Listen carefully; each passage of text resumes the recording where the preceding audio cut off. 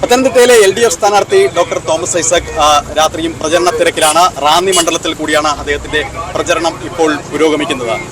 Sir, എങ്ങനെയുണ്ട്? Final ലാപ്പിലേക്ക് കിടക്കുകയാണ്. ഇനി 4 ദിവസം മാത്രമാണ് പ്രചരണം. എന്താണ് താങ്കളുടെ കണക്കുകൂട്ടൽ? ഉറപ്പായിട്ട് ജയിക്കും. നമ്മുടെ എക്സ്പെക്റ്റേഷന് അതിരുകവിക്കുന്ന സ്വീകരണങ്ങളാണ്, പ്രതികരണങ്ങളാണ് ജനങ്ങളിൽ നിന്നുണ്ടായിക്കൊണ്ടിരിക്കുന്നത്. അപ്പോൾ ഞാൻ നമ്മുടെ MLA പ്രമോദ് നാരായണൻ വീടുകളിൽ നിന്ന് ആളുകളായി ചോദിച്ചപ്പോൾ ഞാൻ പ്രമോദ് ചോദിക്കും, നമ്മുടെ ആണോ? അപ്പോൾ അല്ല, നമ്മുടെ അല്ലാത്ത ഒരുപാട് വീടുകൾ, രാഷ്ട്രീയമായി നമ്മളോട് അകലം സൂക്ഷിക്കുന്ന എതിർക്കുന്നവർ പോലും സ്പോണ്ടേനിയസ് റെസ്പോൺസ്. ഐസക് സഖാവിനോട് അത്രമേൽ സ്നേഹമുണ്ട്.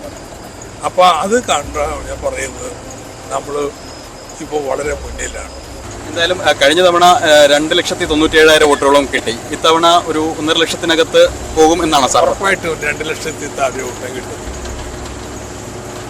ഈ ആദ്യം മോഡിയൊക്കെ വന്നൊരു ഓളമൊക്കെ ഉണ്ടാക്കി, പക്ഷെ പിന്നീട് ഈ ഘട്ടത്തിലൊക്കെ പ്രചരണത്തിന്റെ ഫൈനൽ ലാപ്പിൽ BJPക്ക് പഴയ ആവേശമില്ലെന്ന് തോന്നുന്നു. മോഡിയുടെ യോഗമൊക്കെ വലിയ യോഗമായിരുന്നു.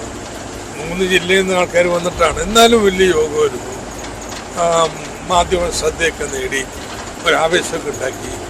പക്ഷെ അത് നിലനിർത്താൻ കഴിഞ്ഞിട്ടില്ല. ഒരുപക്ഷെ വേറൊരു നല്ല BJP സ്ഥാനാർത്ഥിയായിരുന്നെങ്കിൽ അത് നിലനിർത്തിയാൽ. ഇതത്തെ